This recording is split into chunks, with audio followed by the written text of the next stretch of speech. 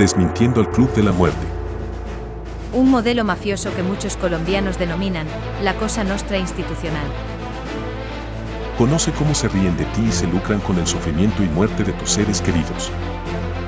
Y cómo, con tu dinero, vulgares ladrones se hacen empresarios. Y sobornan a bandidos en el Congreso, que legislan para que te hundas en el paseo de la muerte, o simplemente, te dejen morir sin paseo.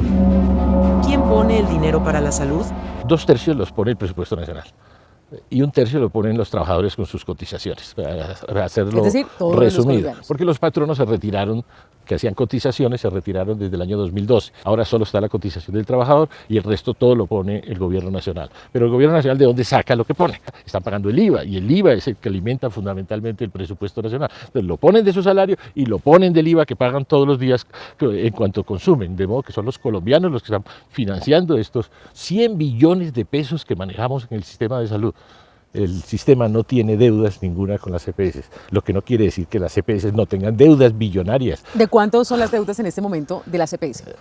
Contando las EPS liquidadas, ascendería cerca de 25 billones de pesos, contando las vigentes, aproximadamente a 17 billones de pesos. Es que se han estado robando la plata de la salud. ¿El gobierno tiene esa plata guardada, como se dijo en algún momento? Por Dios, el ADRES mantiene una ejecución siempre por encima del 100%. En ADRES no para un peso.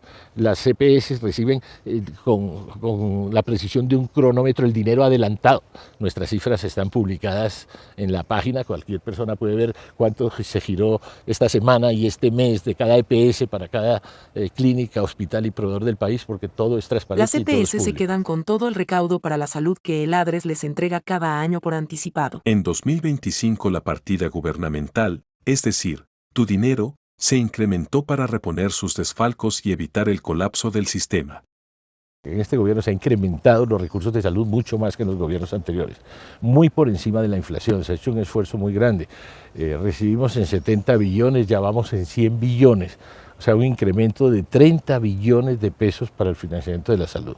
Ahora, las EPS quieren más y más y más, pero efectivamente, como tú lo señalas, el dinero no se administra bien y entonces esto se vuelve un saco sin fondo.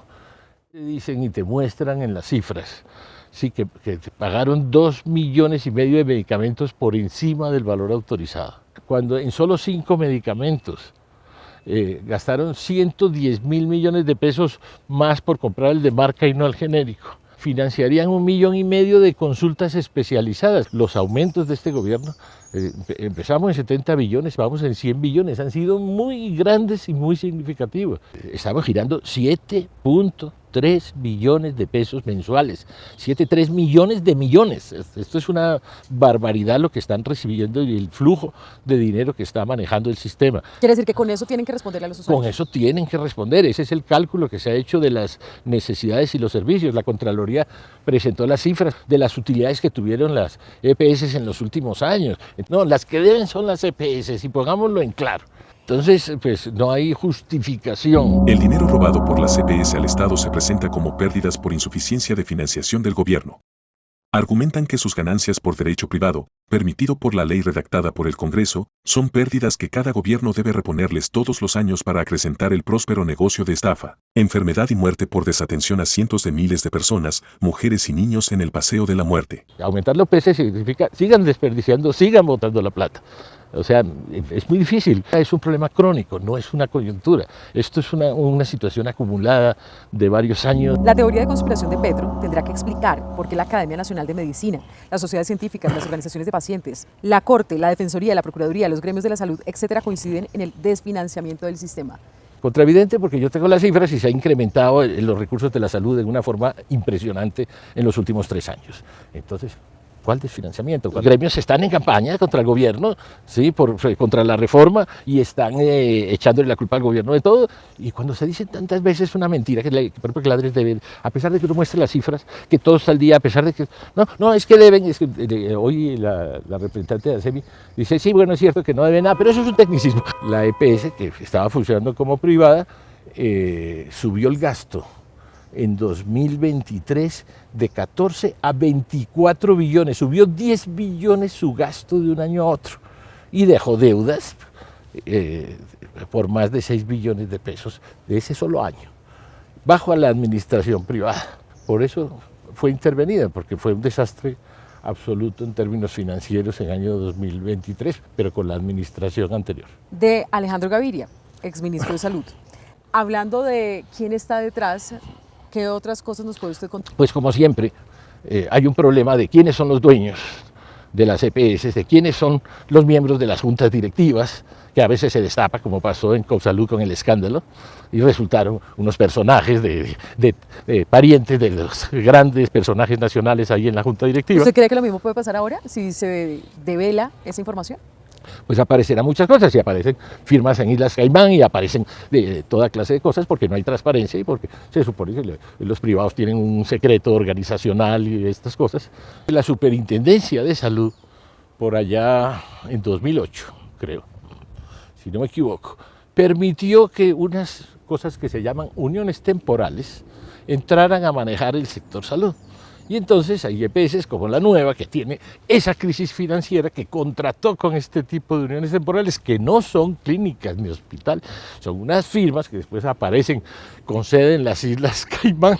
Paraísos fiscales. Y cosas similares, que reciben la plata del asegurador o un intermediario más, porque los aseguradores optaron por darle unos contratos, no, tome y usted maneje todo y le doy la plata. Claro. Y eso no es bueno para los pacientes de Colombia, eso había sido prohibido por ley. El traslado del riesgo a los prestadores y, sobre todo, la capitación en alto costo. ¿Y entonces qué pasó? Que burlaron la ley creando estas PGP, estos contratos de PGP con estas uniones temporales. Pero cuando se paga en bloque, esto en esa época habían empezado a aparecer niños de leucemia manejados en garajes.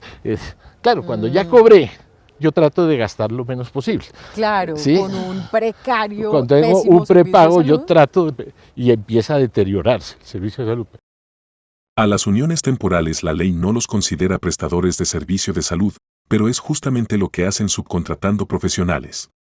No se les exige registro de ninguna clase ni personería jurídica y no están sujetos a control fiscal ni veeduría del Estado. Y es que si el paciente se muere más rápido, tú ganas más.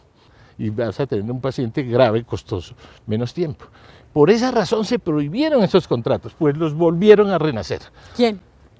Pues esa circular de la superintendencia que autorizó la SAUTE. Las AUTE son contratos de autorización de uso de tecnología cautivos a acuerdos contractuales de derecho privado para el monopolio de prestación de servicios en asociación con farmacéuticas, de acuerdo con políticas de beneficio financiero empleando la salud y la tecnología como medio.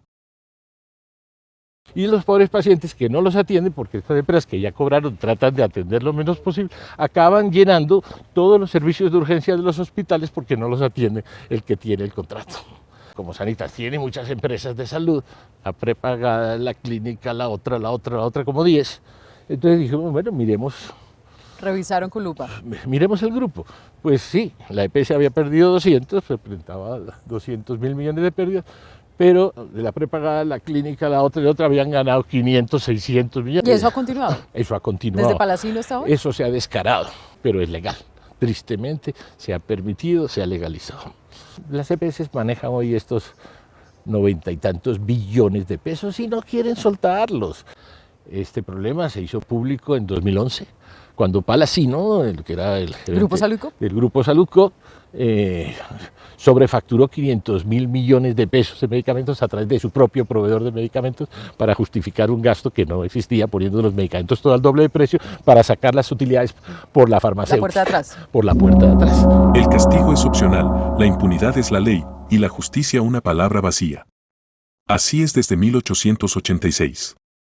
Estos son los testaferros y testaferras, sicarios políticos, pagados por el Club de la Muerte, la CPS, para hundir la reforma que les quitaría el poder sobre los recursos del Estado, que es tu dinero, y terminaría con su política de enfermedad y muerte en los hospitales.